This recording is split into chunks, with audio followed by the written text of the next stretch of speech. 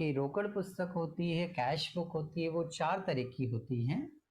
सबसे पहले जो होती है वो आपकी सिंपल कैश बुक होती है। सिंपल कैश बुक से कहते हैं साधारण रोकड़ पुस्तक। दूसरी होती है, ये पहली है। दूसरी जो होती है वो होती है आपकी 2 कॉलम कैश बुक या डिस्काउंट कॉलम कैश बुक। इससे बोलते हैं 2 खाने वाली या बट्टे वाली रोकड़ बही।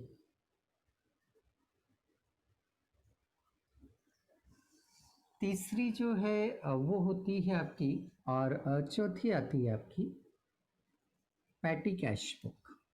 इसको बोलते हैं हम खुदरा रोकड़। ठीक है, इस तरह से ये हमारी 4 तरह की कैश बुक होती है। अब इस कैश बुक में से हम सबसे पहले जो बात करेंगे वो सिंपल कैश बुक की बात करेंगे। हमें 1 बाय 1 करके सभी सीखना है, बट इसमें से हम बात करने जा रहे हैं सिंपल कैश बुक की बात करने जा रहे हैं। तो जब हम सिंपल कैश बुक की बात करते हैं, जब हम सिंपल कैश बुक की बात करते हैं तो इसके नियम क्या होते हैं, है ना। पहले इसकी कॉलम की बात करते हैं अपन, फिर मैं आपको इसके रूल्स बताता हूं। तो ऊपर हेडिंग आ जाता है आपका सिंपल कैश बुक। कॉलम थोड़े से ज्यादा होंगे अब, बट ये कि सवाल करते करते आपको याद हो जाएंगे। सिंपल कैश बुक में इस तरह से 2 साइड हो जाते हैं आपके। अमाउंट का कॉलम आ जाता है, एक एलएफ का कॉलम आ जाता है, और एक वाउचर नंबर का कॉलम आ जाता है। इधर एक डेट का कॉलम आ जाता है। ये कॉलम है। तो सबसे पहला ये जो कॉलम होता है ये काहे का होता है आपका, डेट, तारीख लिखते हैं। फिर यहां आ जाएगा आपका पर्टिकुलर, फिर यहां आ जाएगा आपका वाउचर नंबर, यहां आ जाएगा आपका एलएफ, और यहां आ जाएगा आपका अमाउंट। जैसे कॉलम हमने यहां बनाए हैं, ये पूरा साइड जो है वो आपका कहलाता है डेबिट। जो कॉलम हमने साइड बनाए हैं ये सारे कॉलम क्या कहलाते हैं, डेबिट साइड के कहलाते हैं। पहला कॉलम काय का है, डेट का। अगला पर्टिकुलर, फिर वी नंबर, वी नंबर मतलब voucher number, V number voucher number. अब आप बोलेंगे सर ये वाउचर क्या होता है, तो चलिए मैं थोड़ा सा समझा देता हूं। देखिए यदि वाउचर की बात करें हम, तो वाउचर मतलब होते हैं प्रमाणक, या साधारण भाषा में कहें तो इसका मतलब होता है रसीद। जब भी कोई नगद लेन देन होता है, जब भी कोई नगद लेन देन होता है, जब भी कोई कैश ट्रांजैक्शन होता है, तो उसकी कोई ना कोई रसीद जरूर काटी जाती है। जब भी कोई नगद लेन देन होता है तो उसकी कोई ना कोई रसीद जरूर काटी जाती है, या कोई माल नगद खरीदा या बेचा जाता है तो उसका बिल जरूर बनता है। तो जब बिल बनता है तो उस बिल पर कुछ ना कुछ सीरियल नंबर तो होगा ना, कि नहीं होगा। मान लो जो 12, 13, 14 जो भी हो, 40 है ना, 452 जो भी नंबर हो, तो ये जो नंबर होता है वो यहां लिखा जाता है, और इसे कहते हैं हम वाउचर नंबर। फिलहाल में जब हम सवाल करेंगे तो ये खाली पड़ा रहेगा, हमारे सवालों में वाउचर नंबर नहीं लिख के देता है। बट क्या होता है ये समझ में आ गया, क्योंकि ये जो कैश बुक होती है इसमें जो एंट्रियां हम कर रहे हैं, इस कैश बुक में जो एंट्रियां हम कर रहे हैं ना, वो इन्हीं रसीदों को देख देख कर एंट्रियां कर रहे हैं। तो इन रसीदों के नंबर यहां लिख दिया जाता है, तो वो होता है आपका वाउचर नंबर। ठीक है, एलएफ होता है, देन अमाउंट आता है। ऐसी के ऐसी कॉलम क्रेडिट साइड में भी बनाए जाते हैं, मतलब फिर से बनाए जाते हैं, तो वो आपका क्रेडिट साइड हो जाता है। तो ये आपका डेट, फिर सिमिलर, जैसे यहां पर्टिकुलर लिखा था यहां भी पर्टिकुलर आएगा, पर्टिकुलर हो गया आपका। फिर यहाँ वाउचर नंबर, फिर एलएफ क्या होता है मैं समझाऊंगा बाद में, अभी लिख दीजिए, खाली रखना है। इन दोनों कॉलम में कुछ नहीं लिखना है, वाउचर नंबर में भी आपको कुछ नहीं लिखना है, बट मैं समझाऊंगा बाद में कैसे लिखा जाता है क्या है। एलएफ में भी हमें कुछ नहीं लिखना है, खाली रखना है, बट चूंकि फॉर्मेट है, फॉर्मेट में बनता है, इसलिए मैंने बना दिए है, ठीक है। एंड लास्ट कॉलम काहे का होता है आपका, अमाउंट का होता है। ये अमाउंट, ये जो साइड है, इस साइड को आप बोलते हैं क्रेडिट साइड, इस साइड को बोलते हैं हम क्रेडिट साइड। तो फॉर्मेट क्लियर हो गया हमारा, ये डेबिट साइड है और ये क्रेडिट साइड है हमारा। ओके, अब हम बात कर रहे हैं कि ये डेबिट और क्रेडिट साइड तो हो गया, अब इसमें लिखना क्या और कैसे है। तो चलिए मैं आपको अब लिखने की मेथड बताने जा रहा हूं। सबसे पहले हम यहाँ क्या करते हैं कि ये जो हमारा डेबिट साइड होता है, या कुछ भी लिखने के पहले क्या लिखते हैं हम, 2। और ये जो हमारा क्रेडिट साइड होता है, या कुछ भी लिखने के पहले क्या लिखेंगे हम, y। डेबिट साइड में क्या लिखते हैं हम, 2, और क्रेडिट साइड में क्या लिखते हैं, बाय। डेबिट साइड में क्या लिखेंगे, 2, और क्रेडिट साइड में क्या लिखेंगे हम, बाय। क्लियर हो गया। अब इसमें लिखेंगे कैसे, देखिए क्वेश्चन में वो तारीख बताएगा तो तारीख यहां लिख दीजिएगा, फिर आपको यहां कुछ लिखना पड़ता है और यहां अमाउंट लिखना पड़ता है। मतलब कितनी चीजें लिखना आपको, 3। तारीख बताएगा, तारीख लिख दीजिएगा, ये हमें हमारे स्व विवेक से लिखना पड़ता है, समझ के लिखना पड़ता है कि यहाँ क्या लिखना है। और अमाउंट तो वो देता ही देता है, मतलब डेट वो लिख के देगा, अमाउंट वो लिख के देगा, बस हमारा काम कितना सा है, यहां लिखते हमें आना चाहिए कि यहां कैसे लिखना है बस। तो आपको बस इतना सा समझना है और कुछ भी नहीं समझना है इसमें। अच्छा, यहां क्या लिखना है, कैसे लिखना, अब मैं समझा रहा हूं आपको। चलिए, अच्छा क्रेडिट साइड में भी ऐसे ही होगा, क्रेडिट साइड में भी ऐसे ही होगा, डेट वो लिख के देगा, अमाउंट वो लिख के देगा, आपको बस यहां लिखते आना चाहिए कि यहां लिखना क्या है, ठीक है। तो चलिए मैं आपको एक एक करके इसके रूल्स समझाता हूं, बड़े ध्यान से देखिएगा, नहीं समझ में आए तो जरूर क्वेश्चन करिएगा। पहला पॉइंट ये है कि जो हमारा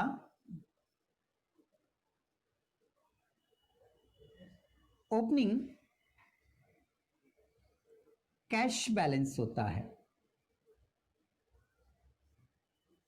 ओपनिंग कैश बैलेंस होता है जिसे हम बोलते हैं प्रारंभिक रोकड़ शेष। जो हमारा ओपनिंग बैलेंस होता है, प्रारंभिक रोकड़ शेष होता है, को डेबिट साइड लिखना है।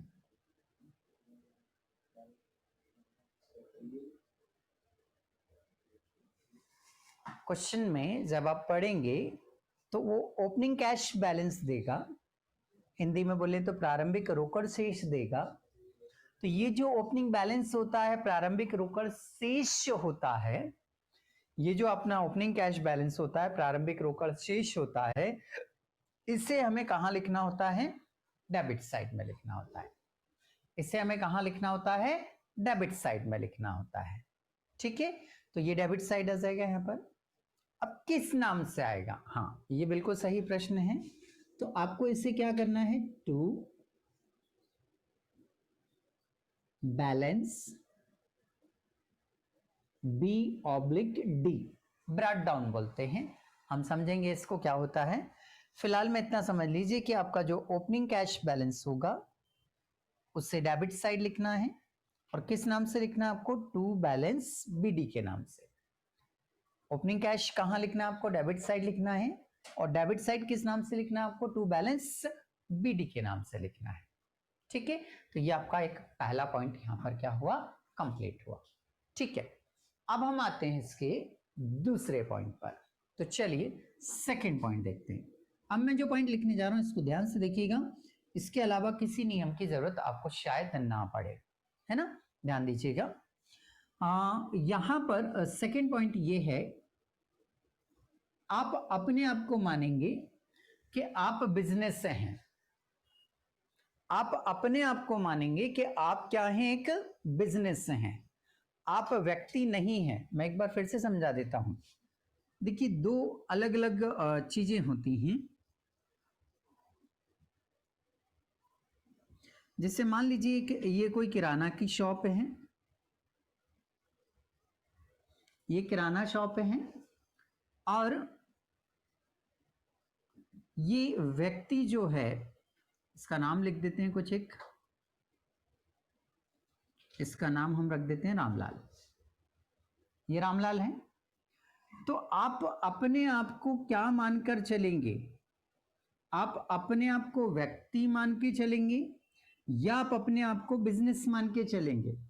तो आपको ध्यान रखना है कि आप अपने आप को व्यक्ति नहीं मानेंगे, आप अपने आप को पर्सन नहीं मानेंगे, आप अपने आप को दुकान मानेंगे, आप अपने आप को दुकान मानेंगे।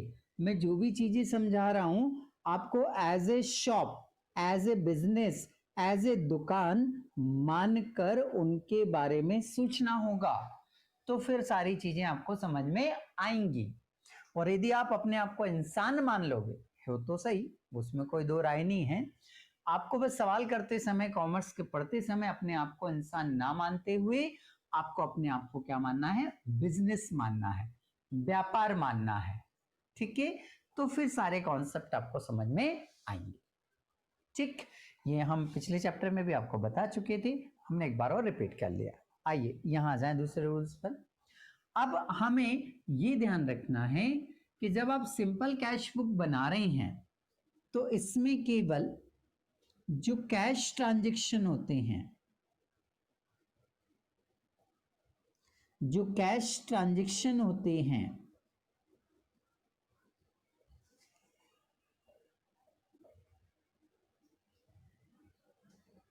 जो रोकड़ व्यवहार होते हैं, है ना, उन्हीं को लिखा जाता है। केवल कैश ट्रांजैक्शन ही हमें लिखना है, केवल और सिर्फ केवल कैश ट्रांजैक्शन ही हमें लिखना है। जो नगद है, जो नगद है, बस उन्हीं को लिखना है, बाकी हमें नहीं लिखना है। ठीक है, केवल कैश ट्रांजैक्शन लिखेंगे। बोले सर मैं कैसे पहचानूंगा कि ये जो इतनी सारी चीजें लिखी हैं इनमें से कौन सा वाला कैश है और कौन सा वाला कैश नहीं है? हाँ, वो मैं आपको समझा दूंगा, बट अभी क्या ध्यान रखना है कि इसमें केवल कैश ट्रांजैक्शन, रोकड़ व्यवहार को ही लिखा जाता है, केवल कैश ट्रांजैक्शंस को ही लिखना हमें। ठीक है, तो ये हमारा सेकंड रूल हो गया। अब थर्ड रूल लिख रहे हैं सर, यदि रुपया आता है तो आप उसे कहां लिखेंगे? डेबिट साइड में। यदि रुपया क्या होता है? आता है, तो आप कहां लिखेंगे उसे? डेबिट साइड में। और यदि रुपया जाता है तो फिर आप उसे कहां लिखेंगे? क्रेडिट साइड में। रुपया आएगा तो डेबिट साइड में, रुपया दुकान से, दुकान है पहली बात तो ये ध्यान रखना आप दुकान हो, और यदि दुकान से रुपया क्या हो रहा है? जा रहा है, तो कहां लिखना है आपको? क्रेडिट साइड में। ठीक है, तो हमारा थर्ड रूल क्या हो गया? रुपया आएगा डेबिट साइड में, रुपया जाएगा क्रेडिट साइड में। ठीक है, चल इसके बाद क्या करेंगे हम? फोर्थ रूल, जो नॉन कैश हैं, नॉन कैश, इसको बोलते हैं उधार। नॉन कैश को नहीं लिखना है।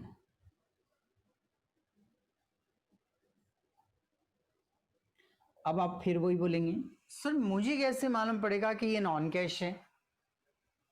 मुझे कैसे मालूम पड़ेगा सर कि ये नॉन कैश है? मैं तो कॉमर्स पहली बार पढ़ रहा हूं, मुझे कैसे मालूम पड़ेगा? तो चलिए मैं आपको बता देता हूं। बहुत सिंपल तरीके से बताऊंगा। यदि उस क्वेश्चन में एक तो क्या वर्ड दिख जाए, गुड्स, क्या दिख जाए, गुड्स, और क्या दिख जाए, किसी भी व्यक्ति का नाम।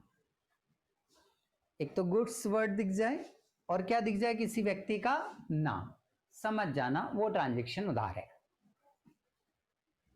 गुड्स और व्यक्ति का नाम दिख जाए तो समझ जाना कि वो ट्रांजैक्शन क्या है, उधार है, नॉन कैश है। मतलब उसमें ना तो रुपया आ रहा होगा और ना ही रुपया जा रहा होगा। जब उससे रुपया आ भी नहीं रहा है, जा भी नहीं रहा है, इसलिए फिर उसको यहां पर नहीं लिखना है। तो बोले सर फॉर एग्जांपल बताओ ना सर कौन सा। तो देखो मैं लिख देता हूं, ऊपर लिखता हूं, ये ऊपर वाले कंटेंट को इरेज कर देता हूं मैं थोड़ा सा, इनकी जरूरत भी वैसे बाद में पड़ेगी। हाँ, हम इस पॉइंट की डिटेल को यहां ऊपर देख रहे हैं। जैसे उसने लिख दिया गुड्स सोल्ड टू राम। इसमें देखिए एक वर्ड आपका ये है और एक वर्ड आपका ये है, ये दोनों वर्ड मिल गए आपको, ये दोनों वर्ड मिल गए आपको। इसका मतलब ये कैसा ट्रांजैक्शन हो गया, नॉन कैश हो गया। और नॉन कैश है इसका मतलब इसको यहां पर हमें नहीं लिखना है। नॉन कैश है मतलब इसको यहां पर नहीं लिखना है। या मैं ऐसा बोल दूं कि गुड्स बॉट फ्रॉम रमन, मतलब रमन से माल खरीदा, रमन से खरीदा माल, रमन से माल खरीदा। तो कैसे पता चल रहा है ये नॉन कैश है, ये गुड्स और ये रमन, तो ये क्या हो गया आपका, नॉन कैश, ये नॉन कैश हो गया आपका। ठीक है, तो हमें ध्यान रखना है कि जब मुझे गुड्स और नाम दोनों एक साथ दिख जाए मतलब वो ट्रांजैक्शन कैसा हुआ आपका, उधार हुआ। और उधार वाले लेन देन को ना तो इधर लिखना है ना इधर लिखना है, उसे छोड़ देना है। क्यों नहीं लिखना है, क्लियर हो गया, क्योंकि ना तो उससे रुपया आ रहा है और ना ही उससे रुपया जा रहा है। ठीक, लास्ट में ये हो गए हमारे 4 नियम। 5वां नियम यहां लिख रहे हैं सर। 5वां नियम ये है कि आप क्या करेंगे, डेबिट साइड की टोटल लगाएंगे। क्या करेंगे, डेबिट साइड की टोटल लगाएंगे आप, जो भी आएगी, मान लीजिए ये आई है ना। फिर आप क्रेडिट साइड की भी टोटल लगाएंगे, क्रेडिट साइड की भी क्या लगाएंगे आप, टोटल लगाएंगे, मान लीजिए ये आई। अब आप क्या करेंगे, डेबिट की ही हमेशा ज्यादा आएगी, डेबिट की ही ज्यादा आएगी, डेबिट की ही ज्यादा आएगी। अपन कुछ मान भी लेते हैं, चलो मान लीजिए डेबिट की टोटल 10,000 आ रही है, 10,000 है, और क्रेडिट की टोटल 7,000 आ रही है। तो डेबिट साइड की टोटल में से क्रेडिट साइड की टोटल को क्या करेंगे, लेस। अब बचा कितना आपका, 3,000। तो ये जो 3,000 बचा है, ये जो 3,000 बचा है, ये 3,000 आपका कहलाएगा क्लोजिंग बैलेंस। ये 3,000 क्या कहलाएगा आपका, क्लोजिंग बैलेंस कहलाएगा। तो ये क्लोजिंग बैलेंस आ जाएगा आपका, ये क्या आ जाएगा आपका, क्लोजिंग बैलेंस। और ये जो क्लोजिंग बैलेंस आएगा इसको बोलते हैं अंतिम शेष, अंतिम रोकड़ शेष। ये जो क्लोजिंग बैलेंस आपका आ रहा है, इस क्लोजिंग बैलेंस को कहां लिखना है, तो ये जो क्लोजिंग बैलेंस है ये आपका कहां आएगा, क्रेडिट साइड में। बाय मतलब क्रेडिट साइड में, बाय मतलब क्रेडिट साइड में। और इसे यहां किस नाम से लिखेंगे हम, बाय बैलेंस सीडी के नाम से। किस नाम से लिखेंगे हम, बाय बैलेंस सीडी के नाम से लिखेंगे। ठीक है, हाँ। अब ये 5 रूल्स हमने देख लिए हैं, अब इनके बेसिस पर हमें ये क्वेश्चंस करना बहुत सरल है। यदि आपने ये रूल समझ लिए हैं तो बहुत सरल है। चलो एक बार मैं जल्दी से फटाफट रिवाइज कर देता हूं रूल्स को, ताकि हम सवाल को कर सकें। सबसे पहले हमें क्या करना है, कॉलम बनाने हैं, date, particular, voucher number, LF और अमाउंट, ये डेबिट साइड के कॉलम हो जाएंगे। फिर date, particular, voucher number, LF और अमाउंट, ये क्रेडिट साइड के कॉलम हो जाएंगे। अब आपको क्या करना है, डेबिट साइड में कुछ भी लिखेंगे तो 2 करके लिखते हैं, ये लेजर का फॉर्मेट होता है। लेजर मैंने आपको अभी नहीं पढ़ाया है, मैं पढ़ाऊंगा तो और अच्छी तरह से क्लियर हो जाएगा। तो ये 2 साइड होता है हमारा, और यहां कुछ भी लिखना है तो पहले बाय लिखना है और उसके बाद में उसका नाम लिखना है।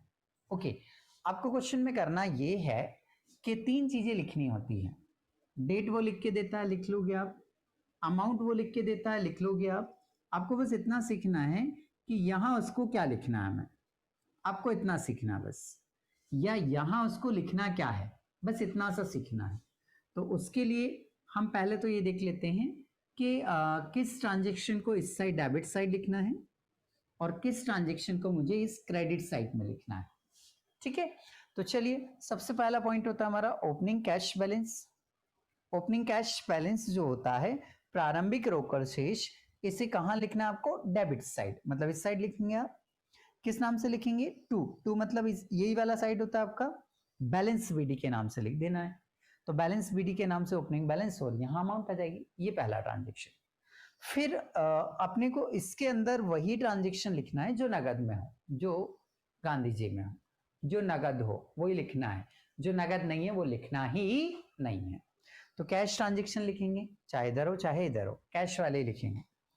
रुपया यदि आ रहा है, आ रहा है कहां पर, दुकान में, यदि दुकान में रुपया आ रहा है डेबिट में लिखेंगे, दुकान से रुपया जा रहा है तो क्रेडिट में लिखेंगे, आएगा तो इस साइड हो जाएगा तो इस साइड। ठीक है, नॉन कैश ट्रांजेक्शन को नहीं लिखेंगे। नॉन कैश मतलब जिससे ना तो रुपया आ रहा हो और ना रुपया जा रहा हो। जैसे आपने दुकान से किसी को उधार माल दिया, आपने दुकान से किसी को उधार माल बेचा, तो आपने जब उसे उधार माल बेचा, क्रेडिट में उधार में माल बेचा, उधार में गुड्स दिया, तो बताइए ना अभी पैसा आया क्या आपके पास, नहीं ना, वो जो फ्यूचर में देगा तब आएगा।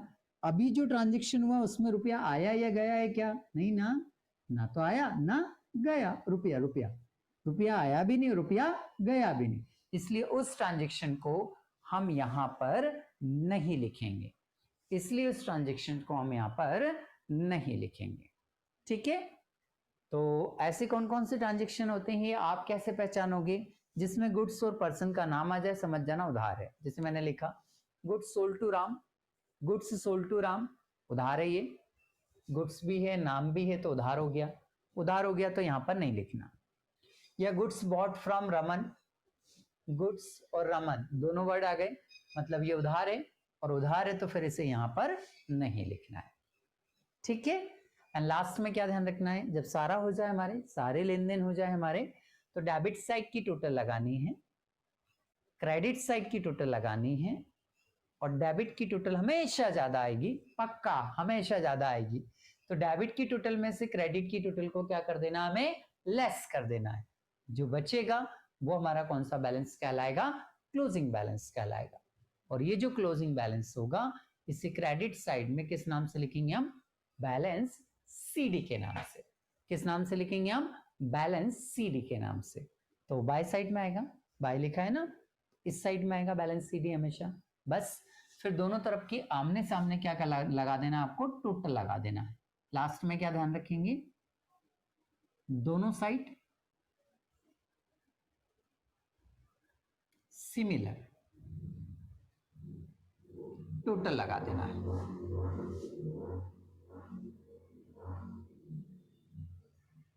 ठीक है, आमने सामने टोटल लगाना है। जैसे मान लीजिए यहां टोटल लगा रहे हैं इस साइड की, तो इस साइड में भी यही लिखना है।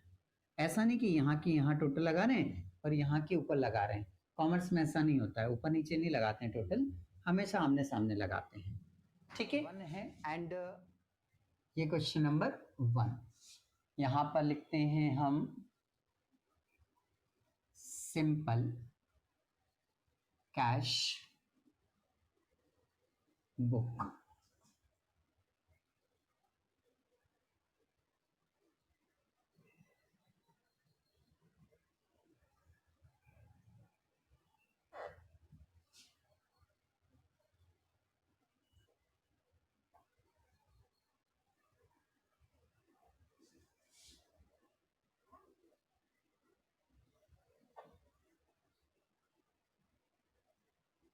ये कॉलम बना लिया हमने। ये कौन सा साइड हुआ हमारा, इस साइड बना है, मतलब ये कौन से कॉलम हो गए, क्रेडिट के। ऐसे कैसे कहाँ बना देंगे हम, डेबिट साइड में। धीरे धीरे कॉलम की भी आदत हो जाती है हमें। अब चूंकि क्या सब्जेक्ट नया है आप लोगों के लिए, तो थोड़ा सा लगता है कि कॉलम अपने को ज़्यादा बनाने पड़ रहे हैं, बट जब हम सवालों की प्रैक्टिस करते जाते हैं तो कॉलम्स भी हमें याद हो जाते हैं। ये कौन सा साइड है आपका, डेबिट साइड है। ठीक है, कॉलम के नाम लिख लेते हैं हम। यहाँ क्या लिखना होता है हमें, डेट, फिर यहाँ आ जाता है आपका पर्टिकुलर, यहाँ आ जाता है आपका वाउचर नंबर, खाली रहेगा ये LF, देन अमाउंट, डेट, फिर पर्टिकुलर, फिर यहाँ आ जाएगा वाउचर नंबर, LF और अमाउंट। ओके, अब हमें क्या करना है, क्वेश्चन को रीड करना है। तो क्वेश्चन कौन से पेज नंबर पर है, हिंदी मीडियम में और इंग्लिश मीडियम में, मैं पेज नंबर लिख देता हूँ ताकि आपको सवाल ढूंढने में दिक्कत ना आए। हिंदी मीडियम में है 221 और इंग्लिश मीडियम में हम देख पा रहे हैं 189। ठीक है, चलिए स्टार्ट करते हैं हम। उसे ऊपर लिखा हुआ है कि निम्नलिखित व्यवहारों को अंकुर एंड सन्स की साधारण रोकड़ बही में लिखिए और इसका शेष भी निकालिए।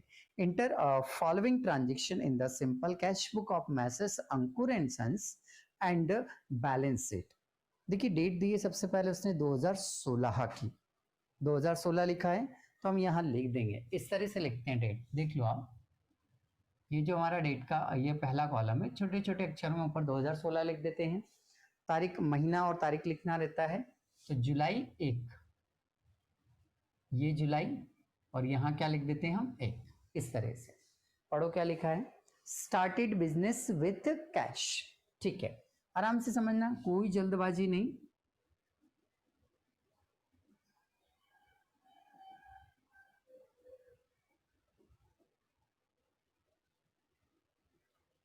ये आपका बिजनेस है, ये किराना शॉप है और ये इस बिजनेस का मालिक है।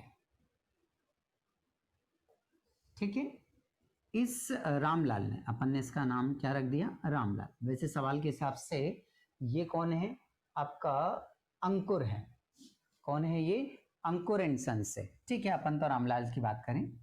इसने क्या किया, अपने घर से रुपया लाया और दुकान में लगाया। घर से रुपया लाया और दुकान में क्या कर दिया, इसने लगा दिया। तो बताओ, दुकान के अंदर रुपया आया या गया, तो कोई भी बता देगा सर रुपया आया। आया तो कहाँ लिखना है अपने को, इस साइड।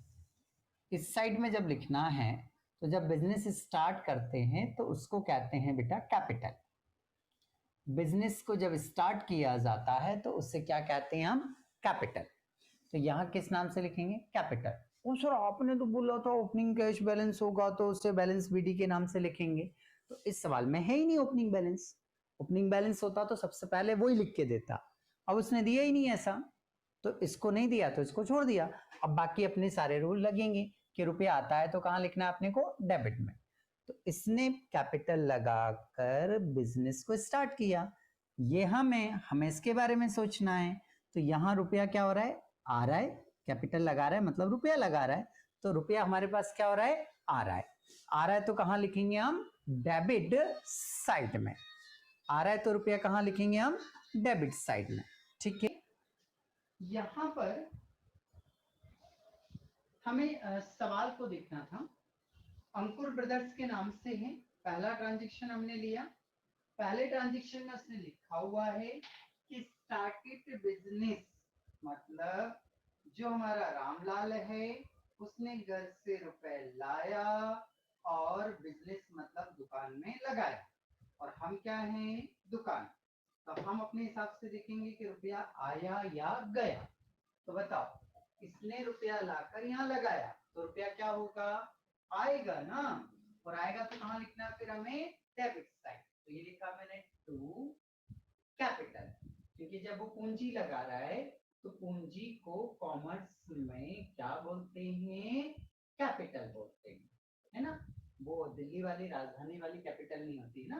जो रुपया बिजनेसमैन लगाता है, जो रुपया बिजनेसमैन लगाता है, उसे किस नाम से लिखा जाता है? कैपिटल के नाम से। बस अमाउंट लिखना है। अमाउंट कितना है? 10,000। तो ये 10,000 लिख दिया हमने। ये एक पॉइंट हमारा यहाँ पर कंप्लीट हो गया। आगे बढ़ते हैं। कैश परचेज, नगद माल खरीदा। बताओ, अपन ने दुकान के लिए, क्योंकि अपने को माल बेचना है ना, तो अपन भी तो कहीं से खरीद के लाते होंगे, तो अपन ने दुकान के लिए नगद माल खरीदा। तो बताओ, जब अपन नगद माल खरीदेंगे तो रुपया दुकान में आएगा या रुपया जाएगा? जाएगा ना। जब भी नगद खरीदते हैं तो रुपया क्या होता है? जाता है ना। तो जा रहा है तो किस साइड लिखना है? इस साइड। तारीख लिखो फिर पहले तो 2016 जुलाई 1 नहीं, जुलाई कितनी है भाई? 3। तो यहाँ लिख दिया जुलाई 3। अब खरीदने को कॉमर्स में बोलते हैं परचेसेस। याद रखते जाइएगा, खरीदने को क्या बोलते हैं हम? परचेसेस। तो खरीदने को हम क्या बोलेंगे? परचेस। अच्छा, लिखा भी है उसमें कितने रुपए है ये? 5,000। तो ये 5,000 लिख दी। मैंने बोला ना, देखो तारीख उसने लिख के दी, अमाउंट उसने लिख के दी, बाय हमें लिखना है। आपको यहाँ बस एक ये शब्द आना चाहिए कि यहाँ परचेस के नाम से लिखना है, बस इतना सही। अगला पढ़ो, मशीन परचेस की। तो वही बात है, मशीन खरीदेंगे तो फिर रुपया हमारे पास से क्या होगा? जाएगा। जाएगा तो इस साइड में। अब दूसरी तारीख लिखने के लिए यहाँ डैश लगा दो और बस तारीख लिख दो। तारीख क्या है? 7। By machine. हम इस साइड क्यों लिख रहे हैं इसको? क्योंकि रुपया जा रहा है। तो बाय मशीन अकाउंट। तो ये मशीनरी कितनी है भाई? 3,000। ये 3,000, ठीक है। अब बोलेंगे सर पिछले वाले ट्रांजेक्शन को परचेज लिख दिया, इसको क्या लिख दिया? मशीन लिख दिया। इससे भी समझ लो, कोई दिक्कत नहीं। देखो, जहां गुड्स आता है, जहां गुड्स परचेस आता है, तो फिर ऐसी कंडीशन में वहां पर क्या लिखना है अपने को? परचेस। मैं धीरे धीरे बताते जा रहा हूं, आपको ध्यान रखना।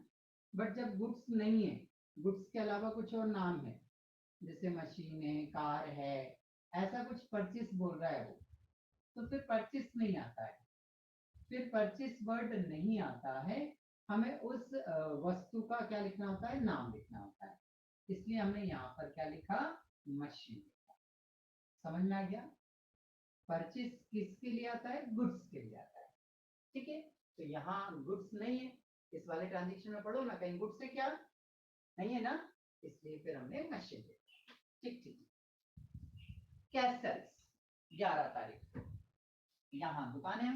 मैं पहली बात तो ये क्लियर करते जा रहा हूँ कि हम दुकान है ना, हमने दुकान से नगद में माल बेचा। तो यहाँ क्या होगा? ग्राहक। तो हमने इस ग्राहक को नगद माल बेचा। तो बताओ, दुकान में रुपया आएगा या जाएगा? हम माल दे रहे हैं ना, पैसे मिलेंगे। मिलेंगे तो रुपया क्या हुआ? आया। रुपया आया तो कहाँ लिखना है आपको? Debit side. अब अपन क्या करेंगे? ऐसा डैश लगा देंगे और यहाँ तारीख क्या लिखो उसकी? 11 तारीख। तो यहाँ बस 11 लिखेंगे ऐसे। यहाँ लिख दिया हमने। अब इसको क्या लिखेंगे हम? बेचने को सेल्स। बेचने को क्या लिखते हैं हम? सेल्स। तो ये लिख दिया हमने सेल्स। अमाउंट देखो जल्दी से फटाफट, कितनी है? अमाउंट इसकी 1,000 रुपए। तो यहाँ 1,000 रुपए लिख देंगे हम। ये हो गया। आगे बढ़े हम। कैसे हो गया? Goods sold to Ram. Goods sold to Ram. Goods sold to Ram. Ram को माल बेचा। देखो जरा, गुड्स भी है, नाम भी है, तो ये उधार हो गया। गुड्स भी है, नाम भी है, तो ये क्या हो गया? उधार। और उधार वाले लेन देन को नहीं लिखते हैं, तो इसको छोड़ दीजिए, आप इसको नहीं लिखेंगे, कैंसिल करेंगे। फिर 20 तारीख को cash received from Ram. Ram से रुपए प्राप्त हुए। राम से रुपए प्राप्त हुए। तो दुकान में रुपया क्या हो रहा है? आ रहा है। दुकान में रुपया आ रहा है। आ रहा है तो फिर साइड लिखिए। टू राम, नाम लिख देंगे उसका हम, सिंपल सा। कितने रुपए है ये? तो ये है आपका 400 रुपए, 400 रुपीज। तो ये 400 लिखा हमने।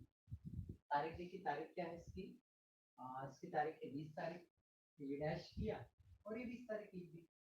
आगे चलो, goods sold to Mohan for cash. अब देखो गुड्स भी है, मोहन भी है, उधार होना चाहिए बट उधार नहीं है। क्यों? क्योंकि उसने आगे लिख दिया कि नगद बेचा। क्या लिख दिया उसने आगे? नगद है, और नगद है तो फिर ये उधार नहीं हो सकता। वो चीख चीख कर चिल्ला चिल्ला के बोल रहा है कि नगद है नगद है नगद है, तो नगद ही होगा ना। चल तो इसको तो लिखेंगे बेटा हम।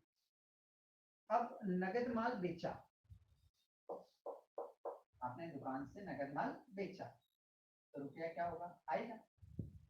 यहाँ से माल बेचेंगे तो रुपया आएगा, आएगा तो इस साइड में। टू सेल्स, टू सेल्स कितने रुपए है ये? 750 रुपए। तारीख 25 है, ये 750। नेक्स्ट आगे बढ़े हम। आगे लिख कर दे रहा है वो कि पेड सैलरी, सैलरी दी। दुकान पे कोई सर्वेंट काम कर रहा होगा, उसको हमने सैलरी दी है। सैलरी दी है मतलब पैसे दिए होंगे ना उसको, तो रुपया क्या हो रहा है? जा रहा है, जा रहा है तो इस साइड में। तारीख लिखूं जल्दी से फटाफट, 31/3 तो यहाँ लिखेंगे बाय सैलरी दी है तो सैलरी लिखेंगे। कितने रुपए सैलरी दी है? 300, ये 300। तो हमारे यहाँ तक के सारे पॉइंट हो गए। अब हमें टोटल लगानी है, तो चलिए टोटल लगाते हैं। हम यही लगा देते हैं। डेबिट साइड की टोटल लगानी है, तो ये रहा हमारा डेबिट साइड, 10 और 1 11, 11 और 1 12, 12,150। डेबिट साइड की टोटल है 12,150। क्रेडिट साइड की टोटल लगा लो, 5 और 3 8,300, ये 8,300। अब आप क्या करोगे? घटाओगे इसको, 5, 11 में से 3 गए तो कितने बचे? 8, 11 में से 8 गए तो कितने बचे? 3, 3,850 रुपए कम पड़ रहे हैं। ये क्लोजिंग बैलेंस कहलाएगा। और किस साइड लिखते हैं? जिस साइड कम पड़ता है। किस साइड लिखते हैं? जिस साइड कम पड़ता है, तो कम इस साइड पड़ रहा है, बाय बैलेंस C/D। जो क्लोजिंग बैलेंस होता है उससे बैलेंस CD के नाम से लिखते हैं, लिखा है ना, उसे किस नाम से लिखते हैं? Balance CD। तो कौन सा अमाउंट आएगा? जो कम पड़ रहा है, जो कम पड़ रहा है वो वाला आएगा। तो कम कितना पड़ रहा है इस साइड में? 3,850। ये कम वाला जो पड़ रहा है वो लिख दिया। बैलेंस लिखना समझ में आया? डेबिट की टोटल लगाई, ये लिख दी। क्रेडिट की टोटल लगाई, 3 अमाउंट, ये लिख दी। डेबिट में से क्रेडिट को घटाया तो ये आया। अब ये किस साइड लिखाएगा? जिस साइड कम पड़ रहा है, तो कम इसी साइड पड़ रहा है, कम इसी साइड पड़ रहा है ना, किस नाम से लिखेंगे? By balance C. ठीक है। अब दोनों साइड की क्या करना? सिमिलर टोटल लगानी है, तो ऐसे लगाएंगे आमने सामने, है ना। जैसे मैं यहाँ टोटल लगा रहा हूँ, इस साइड की टोटल कितनी है? 12,150। इसी के सामने सामने सामने सामने है इस साइड की, इस साइड की टोटल भी अब कितनी हो गई होगी? 12,150। यहाँ आकर आपका सवाल क्या हो जाता है? कंप्लीट हो जाता है। तो ऐसे बनाना हमें कैश बुक, है ना सरल? कुछ ज्यादा डिफिकल्ट नहीं है, बस थोड़े से रूल्स याद रखना है। ठीक है।